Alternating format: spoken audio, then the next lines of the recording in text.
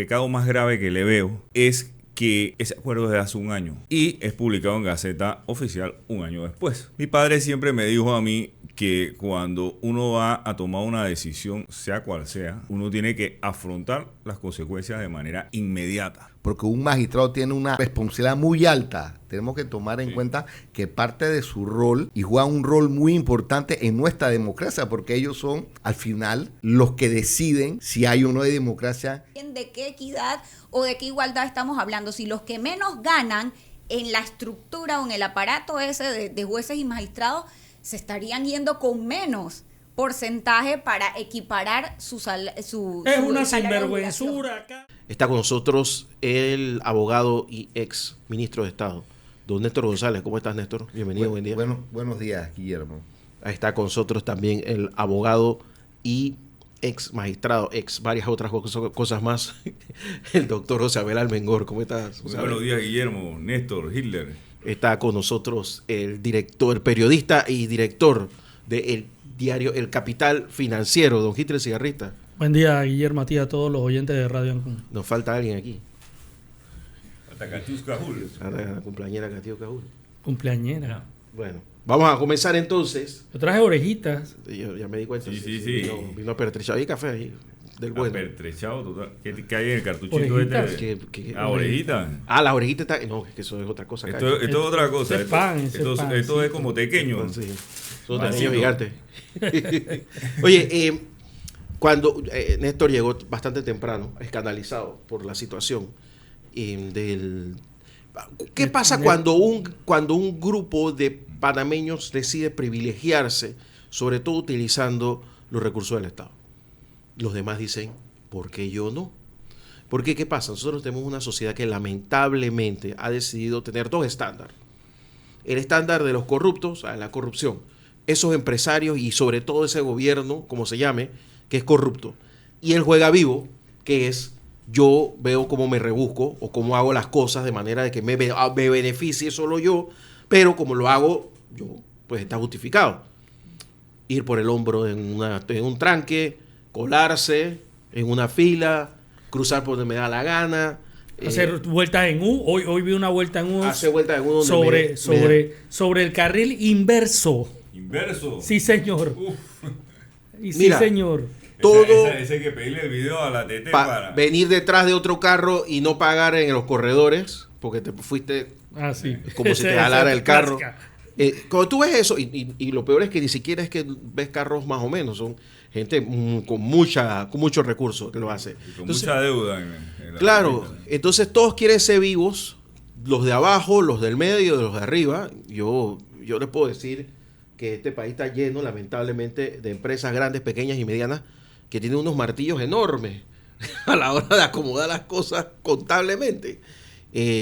Y lamentablemente eso es un problema que hay en nuestro país y que lo vive el tema de los recursos del Estado. Entonces, cuando aparecen cosas como lo de la Corte Suprema de Justicia, sí, escandalizan, pero te das cuenta de que es endémico en la sociedad. Todo el mundo quiere ser vivo y los mismos magistrados que fueron aplaudidos aquel 28 de noviembre del año 2023, que habían salvado la patria, que habían sacado el colonialismo canadiense, que habían logrado que el país entrara en la paz y salvaguardar la democracia, hoy son señalados como unos parias. Entonces, ¿qué estamos haciendo mal? Porque nosotros no puede ser que un día alguien sea muy bueno y al día siguiente sea tremendamente malo. Así que se los dejo a ustedes para ver si es que yo estoy equivocado o algo pasa, algo diferente. Guillermo, voy a darte un comentario muy objetivo sobre el tema. Mira, la discusión de este tema, de esta situación no es nueva. En otros países como en los Estados Unidos, por ejemplo, los magistrados de las Cortes Supremas son de por vida. La justificación que en esos cargos definitivamente se tocan intereses de lado y lado. Cualquier fallo favorece intereses y de alguna manera afecta intereses de terceras personas. Eso genera definitivamente antipatías que son propias de todos estos cargos de magistrados, de jueces, de fiscales.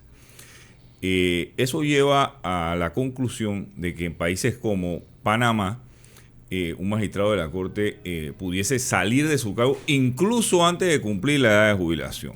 En el caso mío, yo salí de la Corte a los 40 años. Entonces, la pregunta que viene es ¿qué se hace después? Y muchos se hacen esa pregunta. Esa pregunta de ¿qué tú haces con posterioridad a que sales del cargo después que has tocado una serie de intereses? Bueno, definitivamente la respuesta yo la daría sencillamente. Eso es algo que se debió prever al momento de tomar el cargo. El acuerdo en particular, yo el pecado más grave que le veo es que ese acuerdo es de hace un año y es publicado en Gaceta Oficial un año después. Mi padre siempre me dijo a mí que cuando uno va a tomar una decisión, sea cual sea, uno tiene que afrontar las consecuencias de manera inmediata.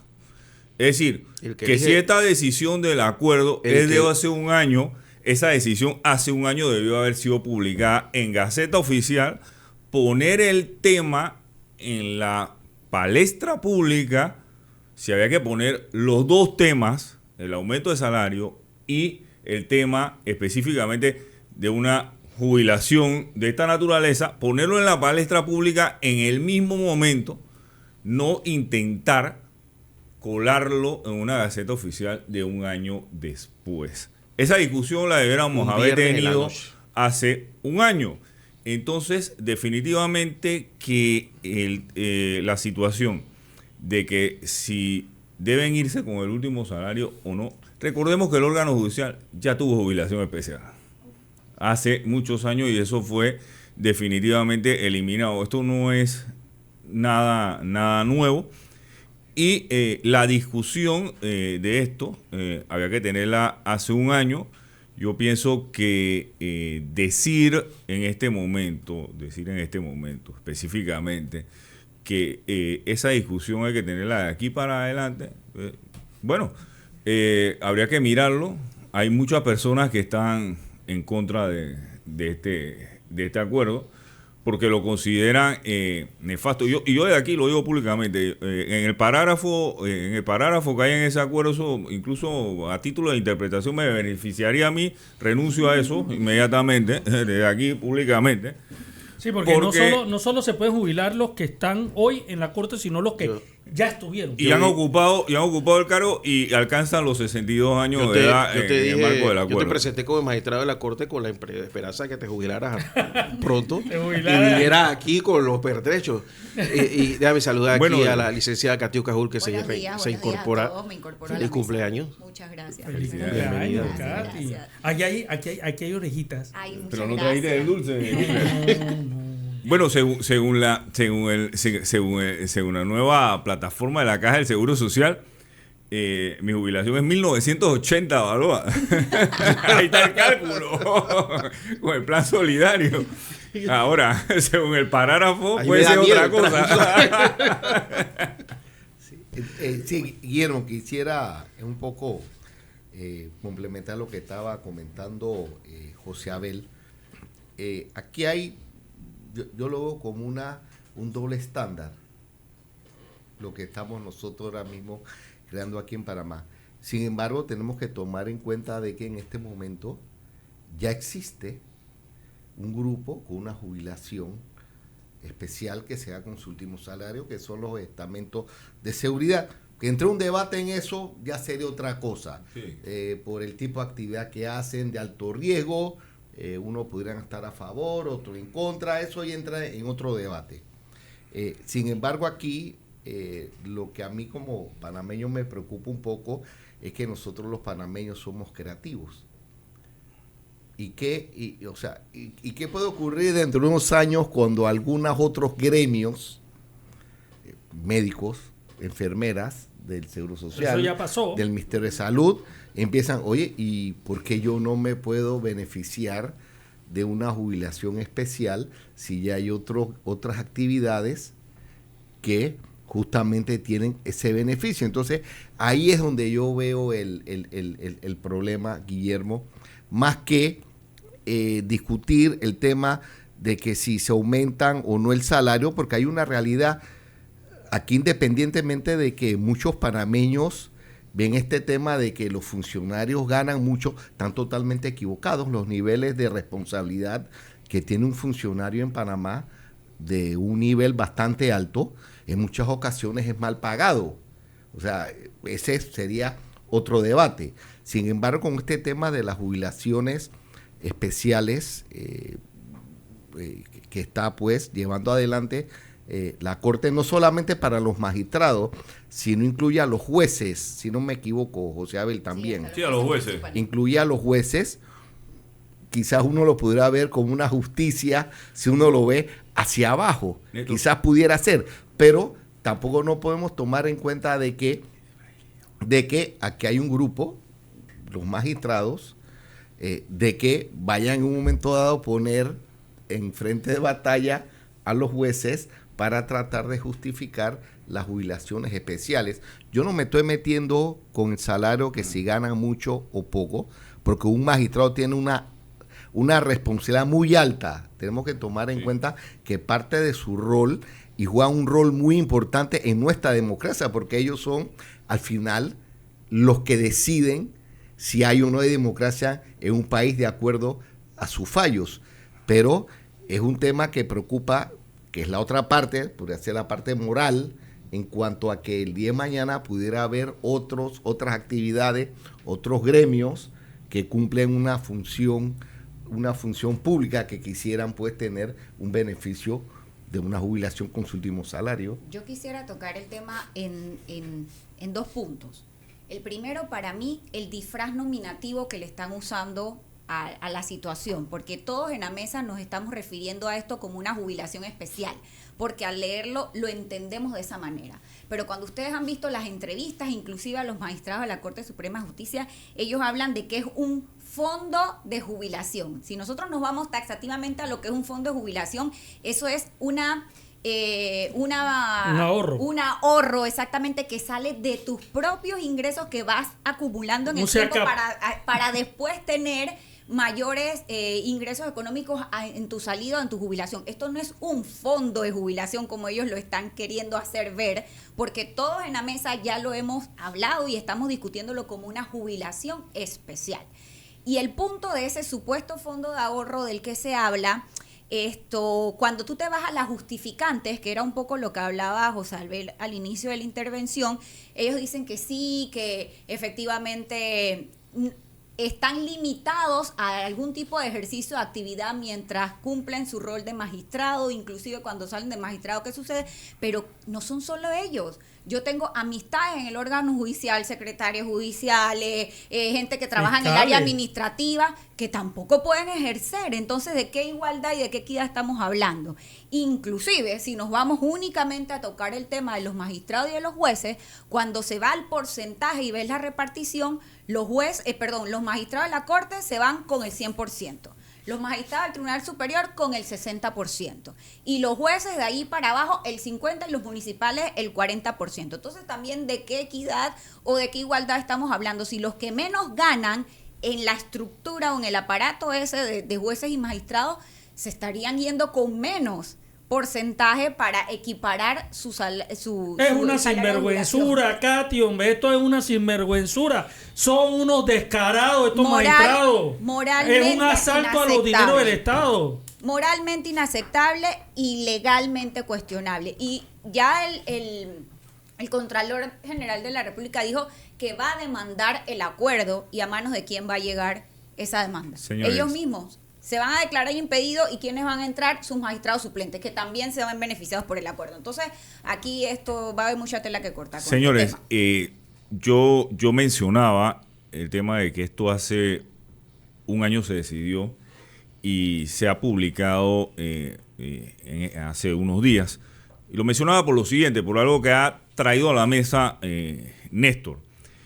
El tema de los salarios. Miren el problema que hay en el órgano judicial y en el Ministerio Público en este momento. Si usted se busca una estadística del personal que se encuentra jubilado, es alta. ¿Esto qué quiere decir? Que de la Corte, prácticamente en este momento, un buen número de los magistrados de la Corte, creo que pudiera obviar unos 2, se encuentran jubilados. Es decir, que han sobrepasado el preceptil de la edad de las damas de 57 años y de los varones de 62 años. Esto trae una consecuencia, que es que mantienen el salario de magistrado o de jueces o de fiscales y mantienen la jubilación, que en este momento es la máxima de $2.500 de la Caja de Seguro Social. Yo siempre este tema lo veo y lo he visto como un problema y una sobrecarga para el Estado. Y esto debía traer una situación en donde la persona debe decidir si se acoge a la jubilación, pero si se acoge a la jubilación, se acoge a la jubilación. O si la persona continúa laborando. Si la persona continúa laborando, debe suspender la jubilación hasta tanto se retire definitivamente del cargo. ¿Y por qué? Porque esto genera una erogación adicional en lo que tiene que ver con esta persona o al Seguro Social o específicamente al Estado que tiene que pagar ese salario. Y ese doble cobro que tiene un porcentaje alto de funcionarios nos lleva a una reflexión. La reflexión es la siguiente. Cuando una persona se retira, ¿puede o no puede mantener su estándar de vida con la pensión que recibe de la Caja de Seguro Social? Y esto lo obliga a continuar laborando hasta una avanzada edad. Yo conozco de magistrados que existen en el órgano judicial que tienen 81 años de edad, es decir, y damas.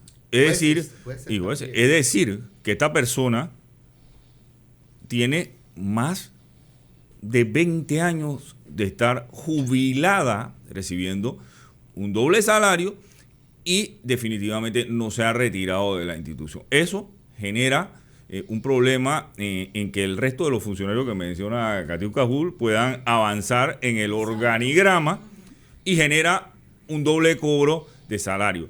Yo no estoy en contra de que se trabaje hasta la edad que haya que trabajar. Mira, el arzobispo tiene que presentar su renuncia a los 75 años y si el Papa dice que este tipo es acto para continuar hasta los 100 años, que continúa hasta los 100 años.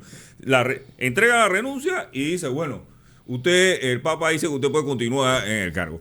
Pero eso, y para ir cerrando ya, pero eso debe ir de la mano como en la autoridad del Canal de Panamá, que tiene que hacerle un examen físico al señor anual, y si el señor pasa su examen físico y tiene 70 años, 75 años, que continúa en su cargo, pero si no pasa el examen físico, se le retira.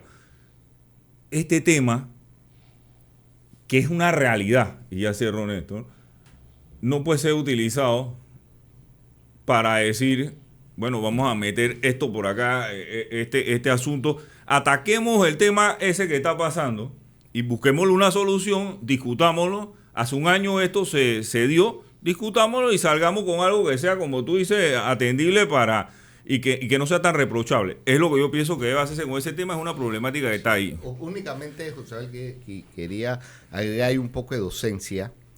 Hay que recordar de que el exmagistrado Adán Arnulfo Arjona decretó ilegal de que el Seguro Social solicitara al que quería acogerse a la jubilación la carta de renuncia sellada por el Ministerio de Trabajo. O sea, ¿qué ocurría hace 20, 25 años atrás? De que el que quería acogerse a la jubilación, el Seguro Social exigía: usted venga y presente su carta de renuncia de la empresa y usted adquiere la jubilación. En ese momento, justamente ocurría lo que tú señalas, José Abel.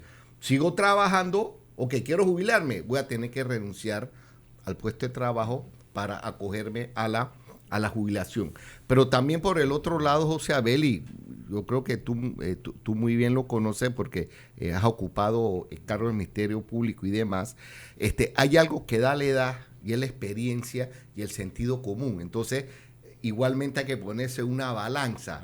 O sea, ¿qué tanto más puede aportar un juez, un magistrado que tenga 65 años de edad de algún otro que pueda tener 40 años de edad, que tuvo la oportunidad, que lo designaron bastante joven? Eso no quiere decir de que por ser joven no tenga la capacidad, sino es que proporcionalmente una persona de 67, 68 años de edad que está todavía productivo, puede aportar más Mira. por la experiencia que tiene a través de sus fallos, a través de su vida profesional. O sea que hay una balanza en esos temas. Néstor, nosotros en América Latina no hemos aprendido a respetar las canas. Tendemos a pensar que los ancianos, porque son ancianos, no son productivos. Claro. Y no tienen la capacidad de aportar. Pero esa es una cosa, y otra que tú te quieras tú mismo pagar la fiesta con los dineros del Estado. No, yo no estoy justificando eso, Ojo, Hitler. Ojo, o sea, miren, voy a ser sincero. El tema del tope de la jubilación fue un tema que debió discutirse en la reforma a la Caja del Seguro Social. Y lo digo claramente, el problema es que aquí los sindicatos, y esto lo he dicho muchas veces, en vez de plantear toda una serie de agendas que podían incluirse en la reforma para mejorar la ley, se pararon en cuatro y dijeron, aquí no hay ley. Y al final sí hay ley y no se reformaron cosas que se tenían que reformar. El tema del tope de la jubilación en $2.500, todos sabemos que $2.500 es insuficiente, especialmente para una persona que ha devengado salarios muy altos. Lo hubiese subido a 5.000, pero A que 5.000. pagara la cuota. Claro, por supuesto. O 3.500 o 4.000. ¿Me explico? O sea, pero no. Mantuvimos el tope en 2.500. ¿Y qué hace ese tope de 2.500? Que todo el que gana más de 2.500 vaya a seguir trabajando hasta que se muera. a lo largo de su vida profesional diga, yo no me quiero jubilar. Porque yo me voy a jubilar. Me voy a jubilar, pero sigo trabajando. Bueno, que Josabel lo dijo claro. Hay un tema de ritmo de vida, calidad de vida que yo tengo cuando gano 5.000, entonces yo tengo que reducir. ¿Cuánto gana un magistrado de la Corte Suprema de Justicia, José Abel? 14.000. Y tú vas a bajar de 14.000 a $1.500 a $2.500 cuando te jubilas. O sea, somos seres humanos. Seamos sinceros. ¿Quién hace eso? Pero por eso yo comencé hablando del fondo de jubilación. Porque efectivamente sí se puede crear los ahorros para que tu retiro al momento de la jubilación sea si lo hacen más los cónsono. docentes, ¿por qué no lo pueden hacer los magistrados de la Corte Porque Suprema de tiene Justicia? que salir del presupuesto del Estado, que se cree verdaderamente un fondo de jubilación que inclusive ellos pudiesen manejar, porque no está dentro de las funciones del órgano judicial. Ellos debiesen crear eso efectivamente como una estructura de fondo de jubilación, porque lo que estamos hablando todos en la mesa es cierto. Después de tener 20 años devengando un salario, tienes un estilo de vida, tienes responsabilidades económicas que no puedes desmejorar de esa manera cuando te jubilas. Y por eso efectivamente la gente sigue trabajando y demás. Eso lo entendemos. Pero eso no puede salir del presupuesto del Estado en el que aportamos todos nosotros. Creen verdaderamente su fondo de jubilación para que su retiro sea cónsono con los ingresos que ellos han tenido a través de los tiempos, pero creándolo a través de un ahorro de sus propios ingresos, no como parte del presupuesto del órgano judicial. Mire, que esto es parte de algo que es bien interesante y entrar en la discusión. Cuando nosotros hablamos de todo proceso civil, penal, administrativo, laboral, lo que sea, siempre hay partes que participan en el proceso. Y los abogados particulares son colaboradores del sistema. Y quiero decir esto porque para que vean la importancia de ese tema. Los abogados particulares son colaboradores del sistema, son parte integral del sistema y que se requiere. Mire, usted no verá con mucha frecuencia, veo yo que yo estoy todos los días en los tribunales, abogados de 85 años, de 80 años, de 75 años, saco sudado, que andan todavía litigando. ¿Y por qué andan litigando? Les voy a decir por qué. Porque nunca pagaron cuotas para obtener una pensión y porque requieren el recurso.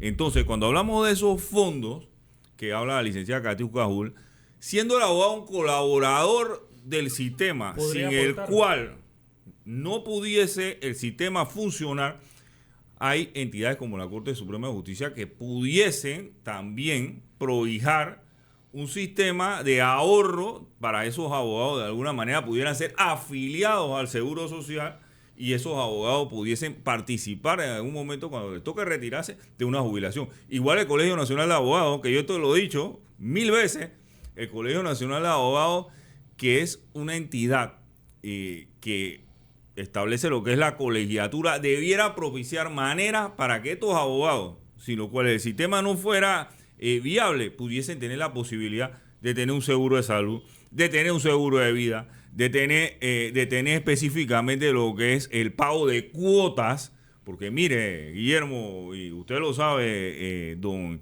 Néstor, que usted está en los tribunales, usted ve gente mayor que debe estar retirada, lo ve litigando, pero es que no han pagado nunca cuotas. Entonces, el sistema, que es un sistema de todos, no debiese prohijar especificidades, sino todos los actores, porque el sistema tiene varios actores. Esto es como una obra de teatro, esto no es solamente los magistrados, los jueces, los fiscales. Hay otros actores en el sistema. Bueno, vamos a hacer una cosa, vamos a la pausa, don Diego, y al regresar, si les parece, vamos a hablar de las consecuencias que puede traer esto, porque ha generado revuelo, y el problema, como decía Néstor más temprano, es que casi siempre cuando estas cosas pasan, todo el mundo comienza a preguntarse, ¿y yo por qué no? Así que vamos a la pausa y regresamos. La Mañana Ancon por Radio Ancon.